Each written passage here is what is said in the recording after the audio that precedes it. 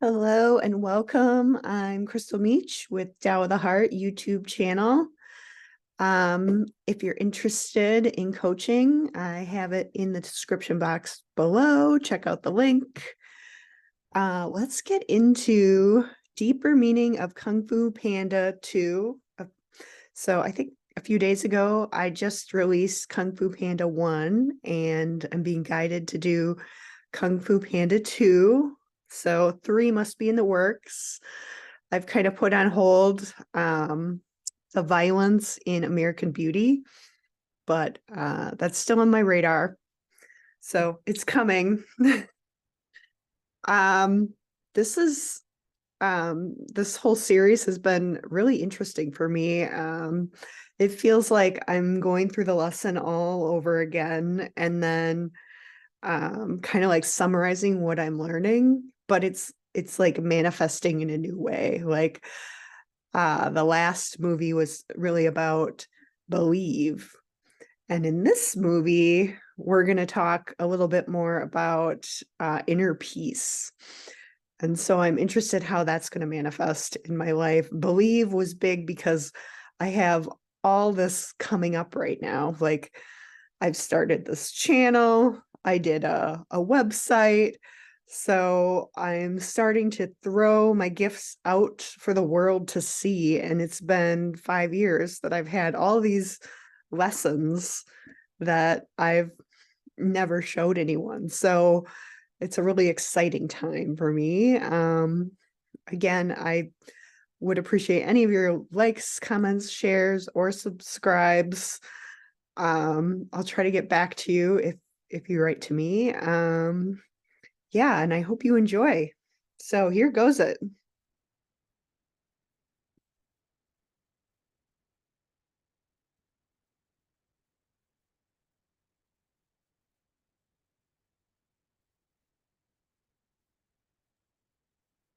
So this is going to be a similar agenda to Kung Fu Panda 1.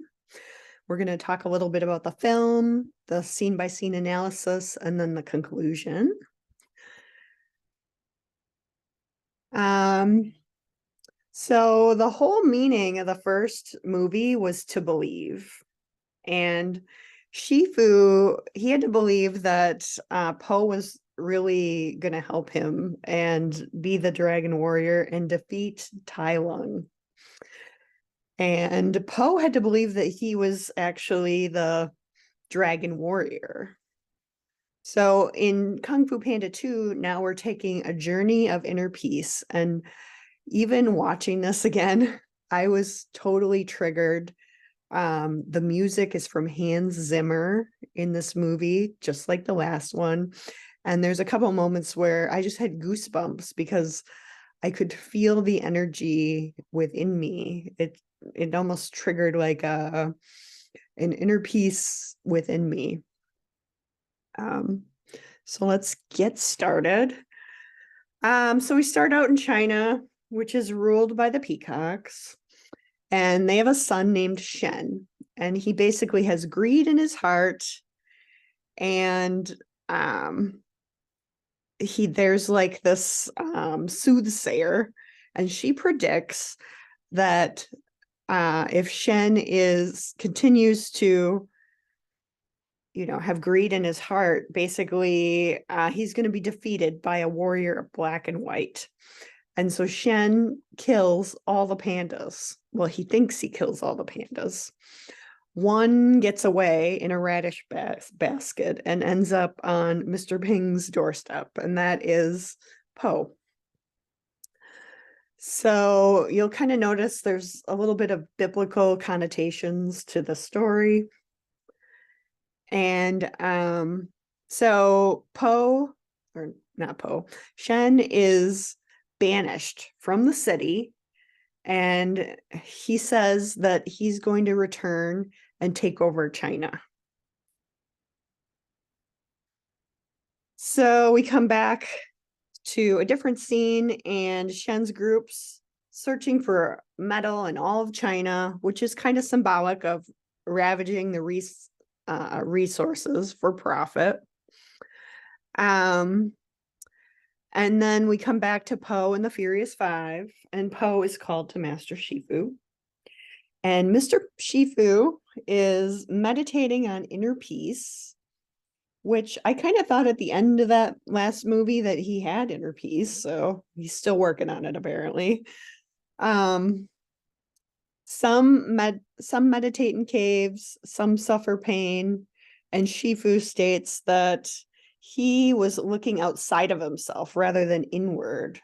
And that was the key to him harnessing the flow of the universe.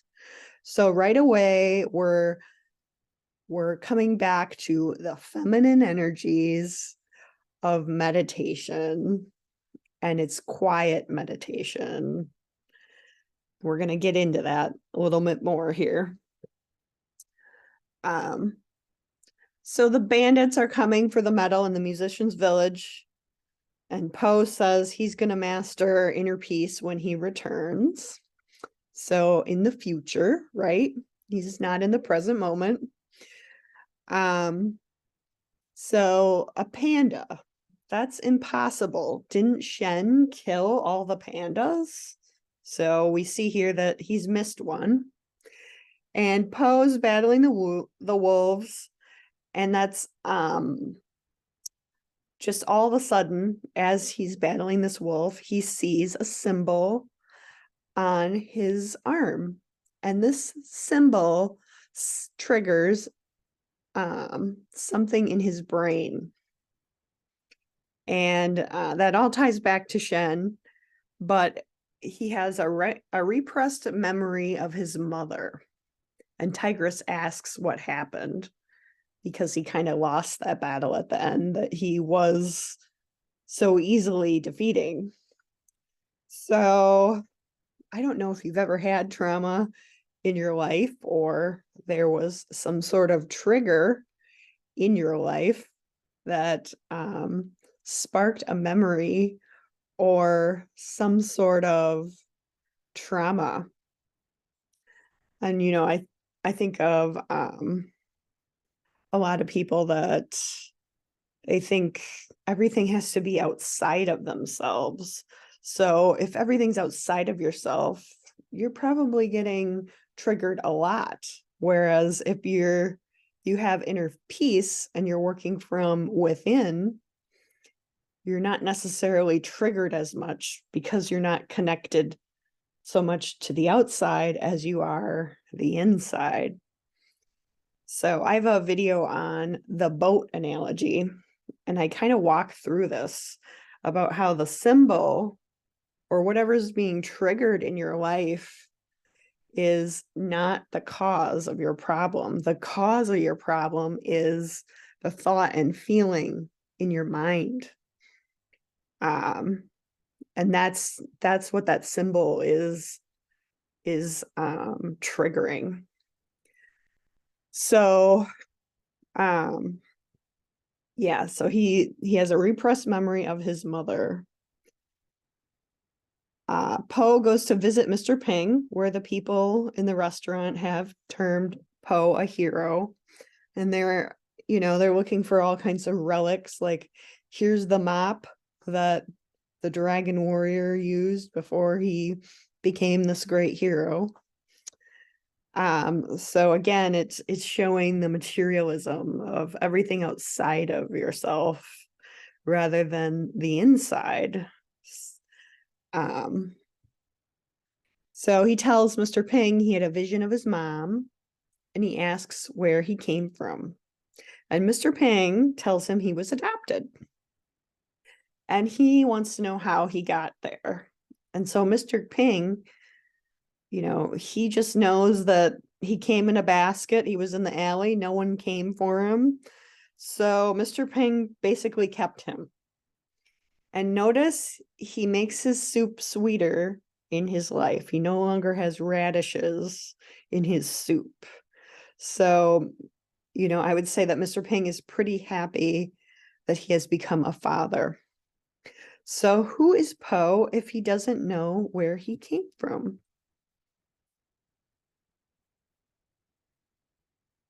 So Shen comes back to take over China with his weapon of mass destruction.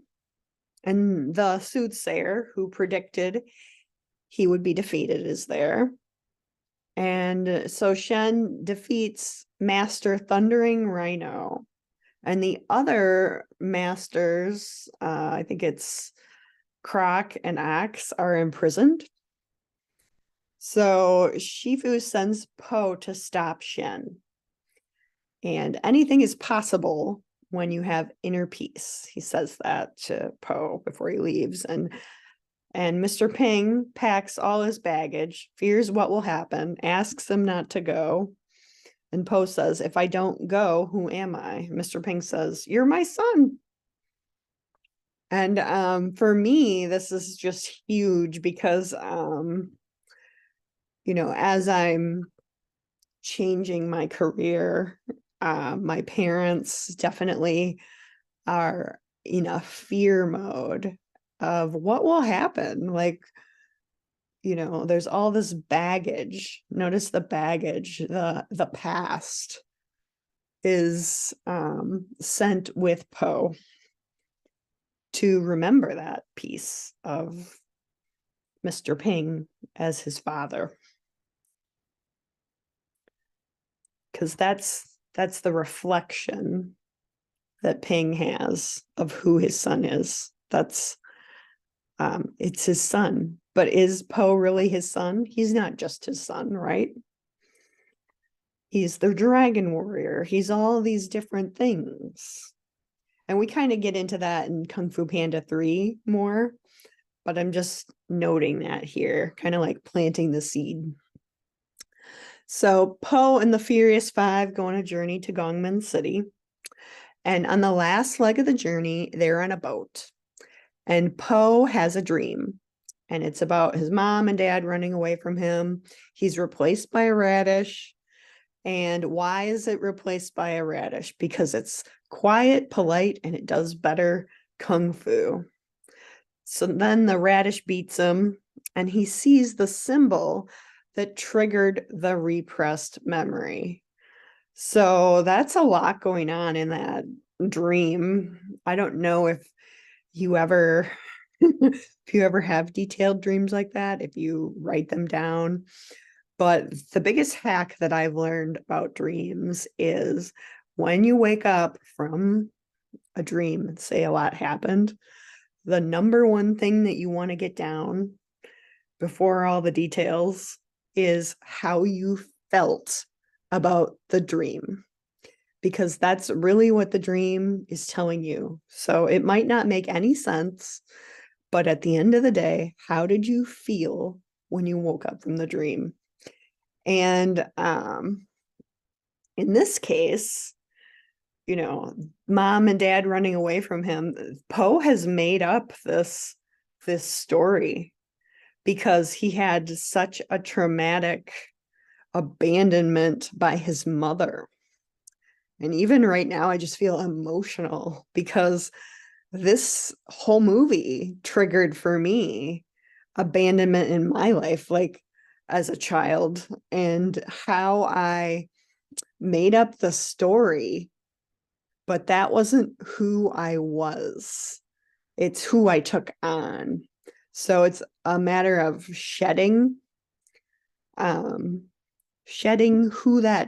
you take on as an identity, because Po has taken on this identity that he's not good enough. He wasn't good enough, and that's why his parents abandoned him. And is that story true? We don't know yet. We're going to get to that. But Po is saying that he's not worth love by his parents, and that he's not good enough. So that's the story subconsciously that he's running around with. And that he didn't meet their conditions for love. So we're hearing that he has conditional love, and he's made up the story that he was abandoned.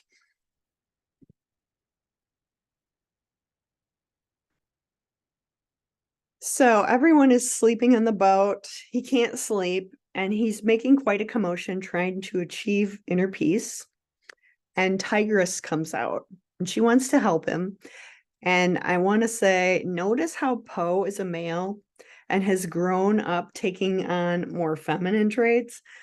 And Tigress is kind of the opposite of that. She's taken on more masculine traits. And we saw that in Kung Fu Panda 1. Like, after Tai Lung was imprisoned, she came in to be trained for Dragon Warrior.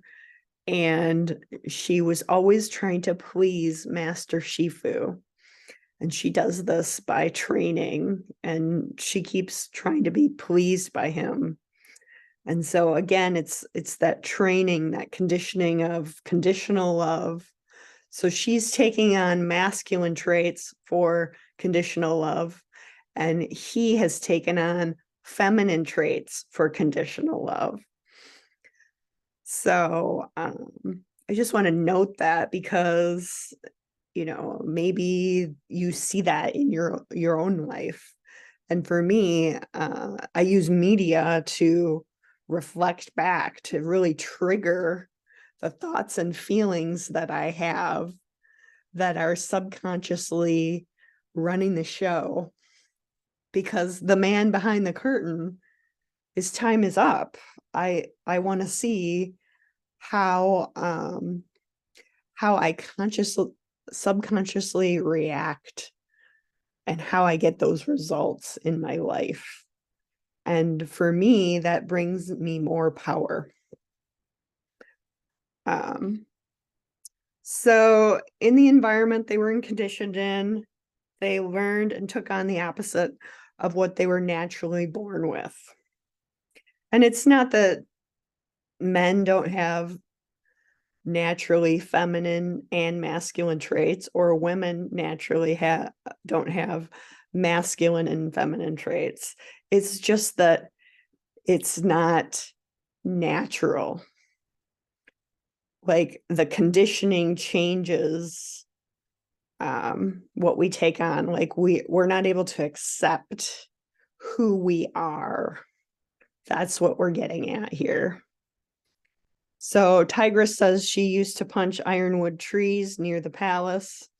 Now she feels nothing. And I've said this in a couple of my videos. The highest training by grandmasters and monks is the hitting of a tree or the kicking of a tree until it's kicked down. And if you ever have to do that lesson, you will learn a million ways not to have to kick down the tree or hit the tree. So that is your greatest defense, that you train within your mind. But I think that she has a light bulb moment in that there's a value to pain, and then there's also a value to feeling. So if you're punching and kicking in order to not feel, yeah, that's a great defense against someone else. But there's also a power in vulnerability. There's also a power in feeling, in a feminine feeling.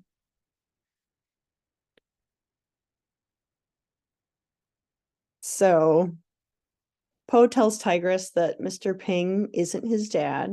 He wants to be like Tigress, so hardcore that he doesn't feel anything. And I just said this, it's a light bulb moment. And feeling is not masculine or feminine. It resides in the heart. And inner peace is about resting the mind. It's not conceptual. So when we're talking about the feminine energies, what comes through is water, reflective, internal knowing, a feeling, receptive flow, mothering energies, space for our own minds and hearts. And this is not exactly logical. Feeling is not necessarily logical, although a lot of people try to bring logic into feeling. So this is the way that one becomes an energetic conduit. You become receptive to the language in the silence that knows all things. And that comes with silencing the mind and allowing the flow. And he's going to need that later on when he lets the pain be felt.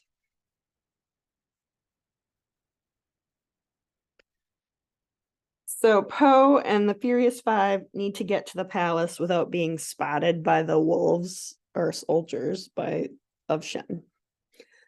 And we see Master Croc and Master Ox in Gongmen jail. And they believe that if they stand up to Shen, he will turn the weapon on the city, killing everyone.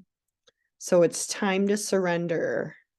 Kung Fu is dead. So they've locked themselves in a prison of fear and despair. So Poe goes after the wolf. They end up at the castle and they surrender.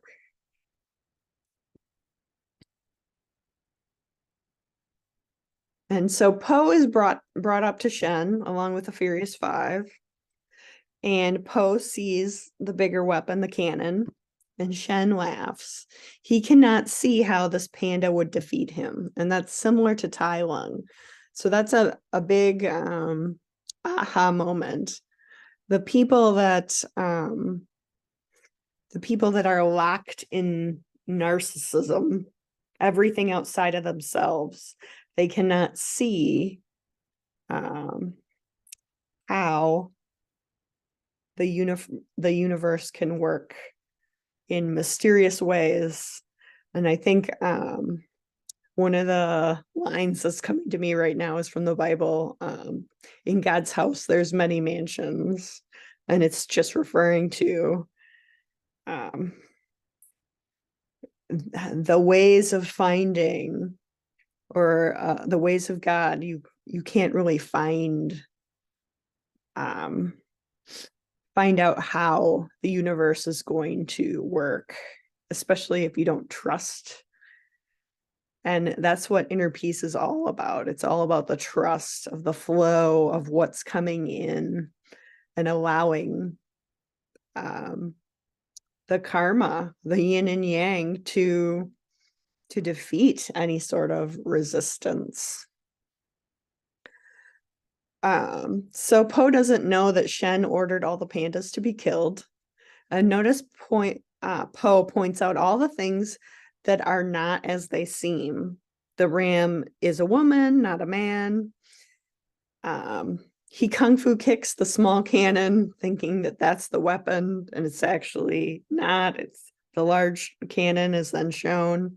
And notice how Poe and the Furious Five enter just the same as Shen did when he took over Gongmen City, only different weapons.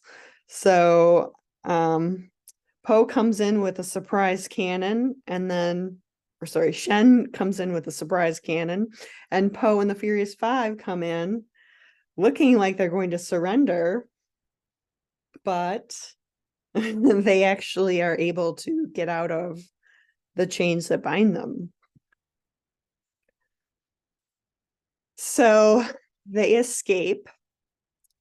Poe goes after Shen, and his repressed memory comes back. He realizes Shen killed his parents, or was part of killing his parents. So Shen starts bombing the castle. They go to the top of the tower. It's falling. Shen wants war. He calls on the wolves to the ships to bring the cannons on the ships. And he goes back to the jail.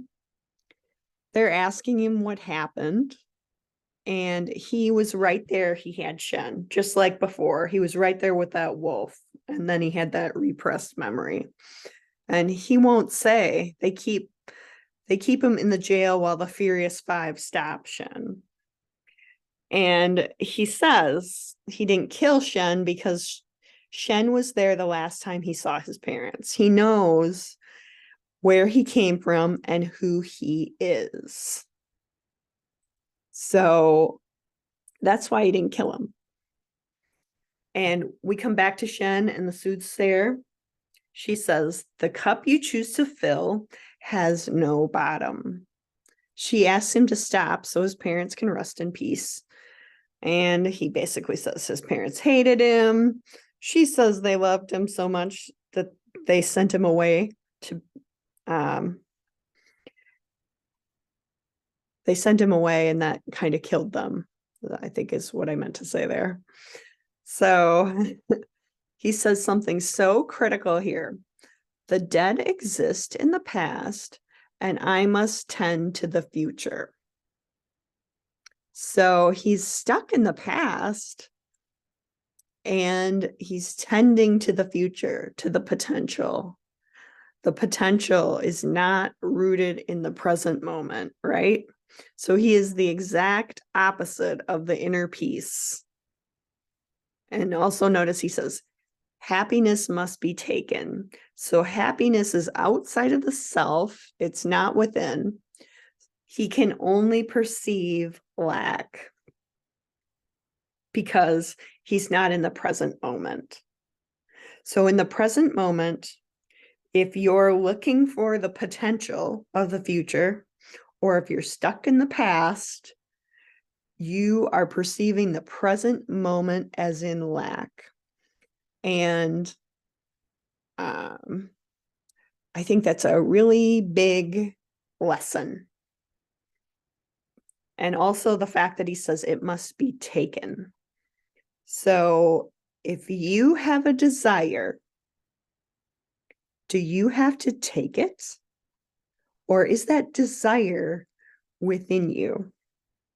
And this is not Kung Fu Panda 2, but if you go to The Wizard of Oz, and at the end of the film, when Dorothy wakes up, what does she say? She says, let me see if I can conjure what she said exactly. It's basically, if I ever go looking for my desire again, I will never go further than my own backyard, because if I go any further than that, I never really lost it anyways. And it might sound like that quote makes no sense at all, but the truth is that it makes perfect sense, because your desire is through all this journey, you never lost your desire. And for all those people that are, I'm just feeling like suddenly like a feeling of despair. And I don't know if that's just the empath in me, but for the people that are living in the lack of feeling a despair in their life, the desire is still there. So maybe you can't see the desire, just like Shen, but it's there. And, notice he says the cup you choose to fill has no bottom. And that just makes me think of like alcoholics. Like it seems like an alcoholic, they just keep drinking and drinking. There's no bottom. They just can't fill their cup within them. So this is a really big lesson. And maybe you can think of times in your life where the cup you choose to fill has no bottom. And if that's the case, the trick is inner peace, right? The trick is understanding that there is a bottom. It's just your perception that is creating that result for you.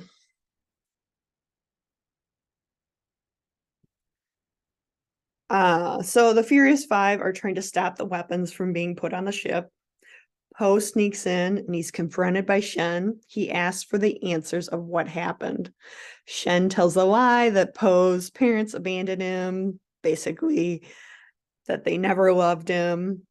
And Shen tries to kill Po. And he says, you think knowing will heal you? Your parents didn't love you. So Po is blown away by a cannon. Everyone thinks he's dead. Even Master Shifu feels the ripple and heads to Gongman's city. So I think that this is really interesting how Shen says, you think knowing will heal you. So where is Po? Po's in that repressed memory that's stuck inside of him. And where is that repressed memory from? That trauma's from the past. And we also know from the dream that his memory is not necessarily true. So that's something to think about and maybe something to journal about if you have a repressed memory.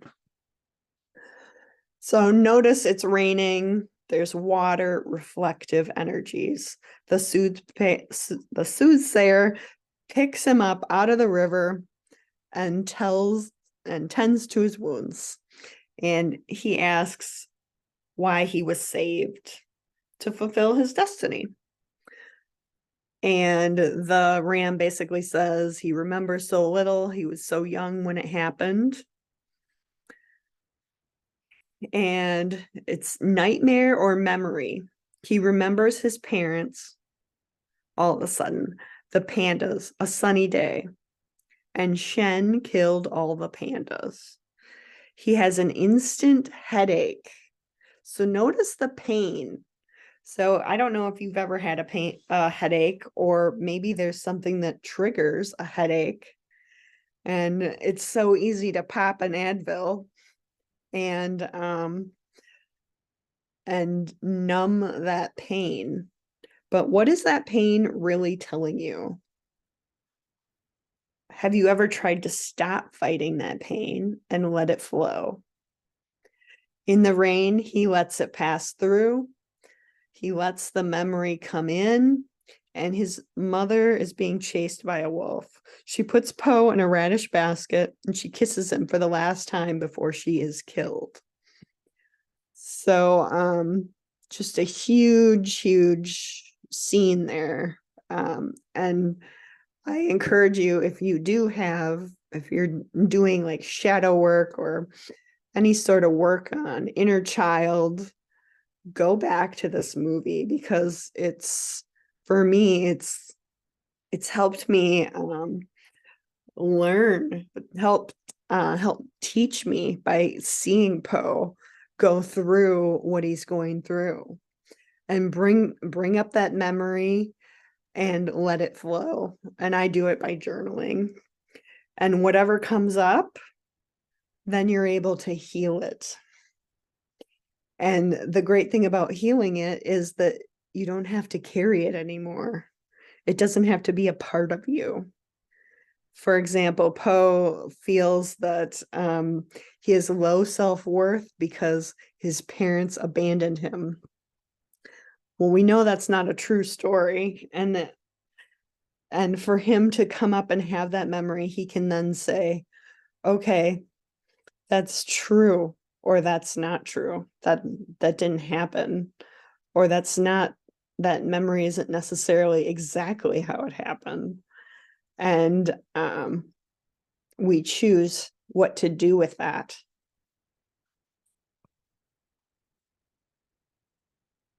And she says something so critical here. Your story might not have a happy beginning, but that doesn't make you who you are. It is the rest of your story, who you choose to be. Who are you, Panda? And he says, I am Po, and I'm gonna need a hat.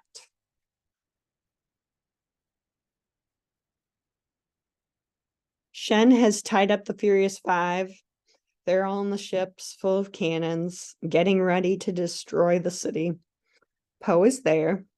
They try to aim the cannon at him, but he's too fast. The wolves attack. The Furious Five are freed.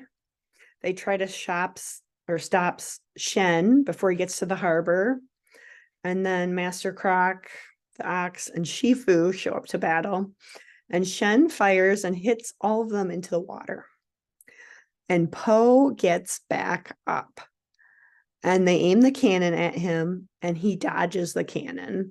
They keep firing, and the cannonballs keep coming back.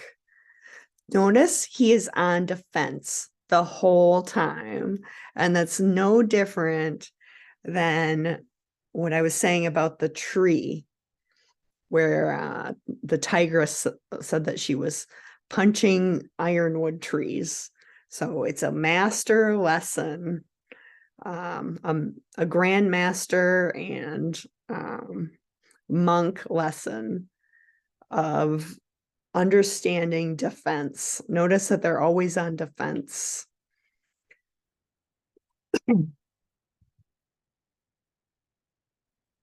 Shen says, I took away everything, your parents. And Poe says, you got to let that stuff go. The only thing that matters is who you choose to be now. So Shen again tries to kill him.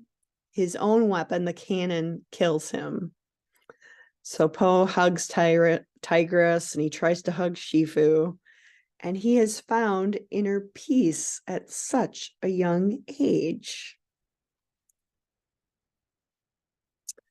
Poe comes back to his dad's restaurant. Mr. Ping is worried his son wouldn't come back.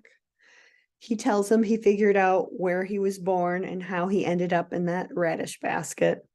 He knows who he is. He is Mr. Ping's son, and he loves his dad. And we end with his parents actually, well, his dad wasn't killed. And we'll talk about that in Kung Fu Panda 3.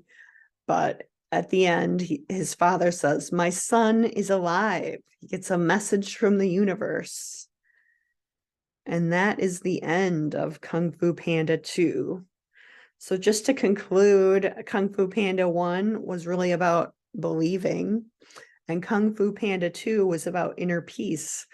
And inner peace is really about living in the now, living in the present, knowing that living for the future or the past is an illusion.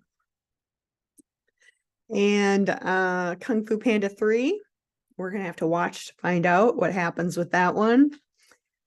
And what were some of the lessons you learned in Kung Fu Panda 2? I'd love to know more if you put that in the comments below, or you can certainly email me at crystalwh@gmail.com. Again, I have coaching sessions available. I'll put my website in the description box below. I so appreciate you watching, and I hope that you go back and watch this movie and it helps you find inner peace. So have a great day.